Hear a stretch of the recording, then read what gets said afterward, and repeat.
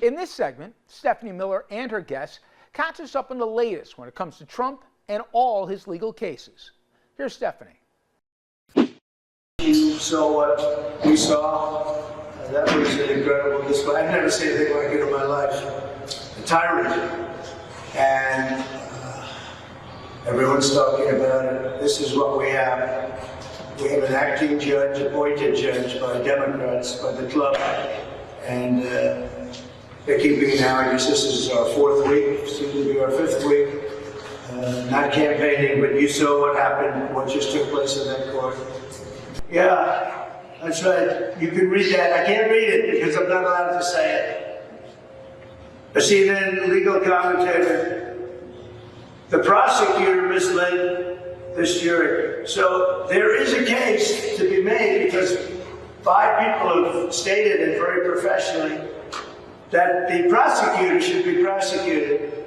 District Attorney Soros Bragg should be prosecuted because he knew when he submitted his case all about the lies, and therefore he's committed a crime.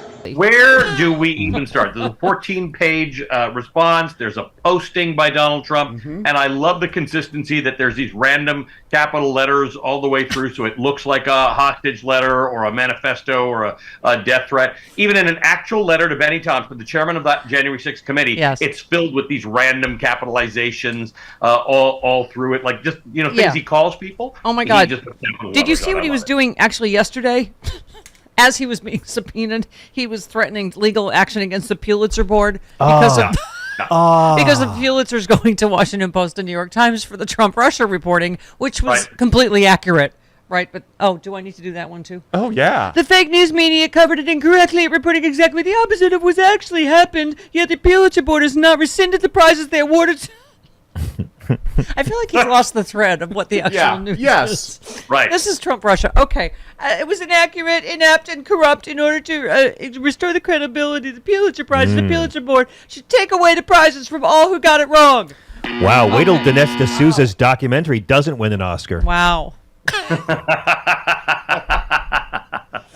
But, all of the legal experts are using the terms now beyond a reasonable doubt, whether it's the document espionage case or, I was thinking that was, with all the latest reporting, oh my God, we have it on tape. We have obstruction of justice. We have a witness. And then you listen to yesterday and you're like, oh my God, maybe that's the most, it's all pretty, Glenn Kirshner used the legal term premeditation. They proved premeditation yesterday. Well, what are you thinking? We still end up with the same problem though, Stephanie, right? What do you do about it from a political justice perspective, right? Justice says you pursue action against people who commit crimes, even if they are a sitting president, with certain exceptions based on the Office of Legal Counsel that don't seem to apply here, because he was sort of a one-man alleged crime wave at this point. It wasn't one thing here or there. It was a number of things.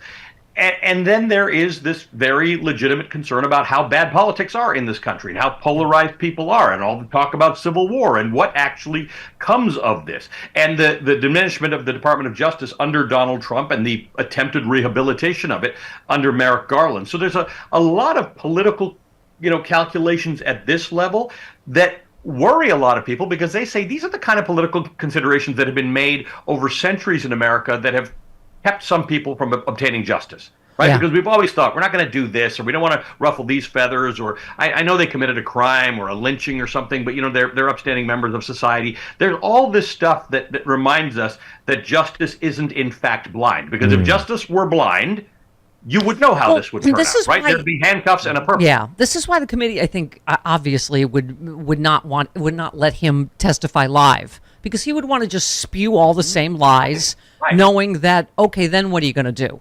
Well, yeah, then that's perjury, but then you got to go after me for perjury, but he gets to spew all the lies in prime time, get great ratings, that's all he cares about. It's a TV show to him still, right? Yes, but he is the definition of running out the clock.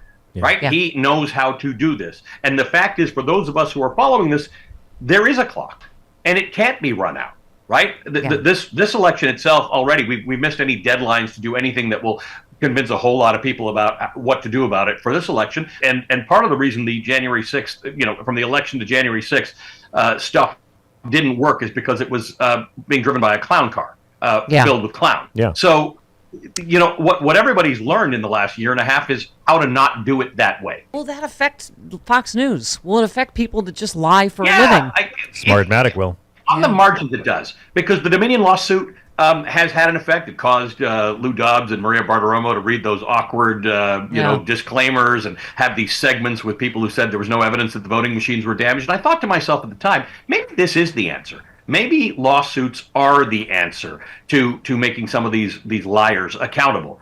I don't think it's a quick fix. Yeah. But I think it could happen over time. And if the cost of lying is that high, people may think twice about Ding, it. ding. They have the It First may- Amendment rights if they want them, but you can't. You know, if you do the wrong thing, someone may sue you for a lot of money. And it may help us get back to the thing you and I talk about every week, is that are we ever going to have a common set of facts in this country Right, again? correct. Or are people But just Allie's going right. to lie with impunity? We keep talking about what can the government do to stop all this lying, and the judicial branch is like, I'm right over here, guys. Yeah, yeah. As That's I think right. Rachel Maddow said this week, it shouldn't all fall on the DOJ.